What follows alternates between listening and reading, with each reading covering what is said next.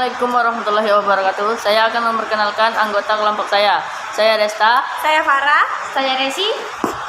Kali ini kami akan membacakan teks kota tanpa buku. Pernahkah kau ke toko buku, perpustakaan, atau taman bacaan? Tidakkah kau merasa istimewa ketika berada di dalamnya?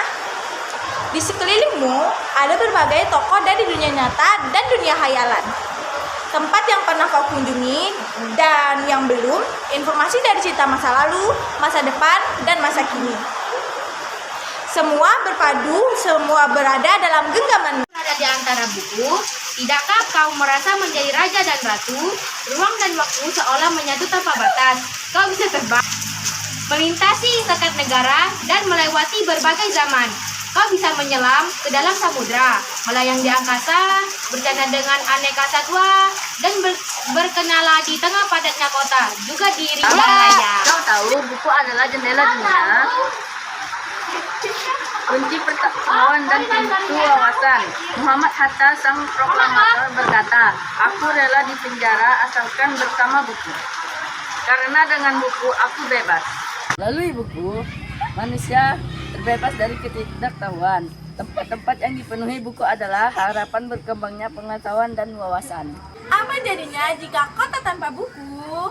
Pantaskah dia disebut kota? Di kota itu mungkin kabar datang dari sumber lain, dari koran, televisi, atau internet. Mungkin di informasi dan cerita datang dari cerita nenek, moyang, bagai dongeng-dongeng sebelum tidur.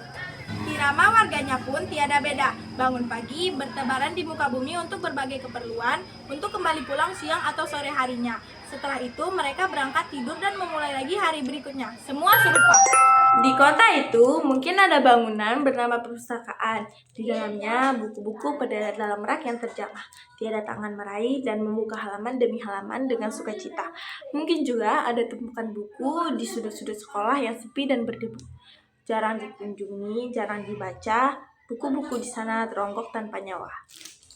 Kau tinggal di tengah kota yang besar, atau di gang sempit, di desa terpencil, di sisi pesisir, atau di kaki gunung. Adakah perpustakaan, taman bacaan, atau toko buku di dekat rumahmu? Jika ada, apakah tempat itu menjadi wadah berkumpulannya anak-anak dan warga, menjadi pusat perkembangan wawasan dan pengetahuan, atau hanya menjadi pajangan? Maukah kau menjadi orang yang menghidupkannya? Kau bisa mengunjunginya dan mengajak teman-teman membaca dan berbagi cerita di sana. Jadikan tempat itu sumber kegembiraan. Jika tempat itu belum ada, maukah kamu menjadi orang yang mulai menghadirinya? Kau bisa memulainya dari sebuah sudut di teras rumahmu. Ajak teman-temanmu melalui langkah baru. Jangan biarkan waktu berlalu tanpa buku. Siapapun dirimu, bersahabatlah dengan buku. Dia akan menjadi teman setiamu sepanjang waktu. Sekian dari kami, terima kasih.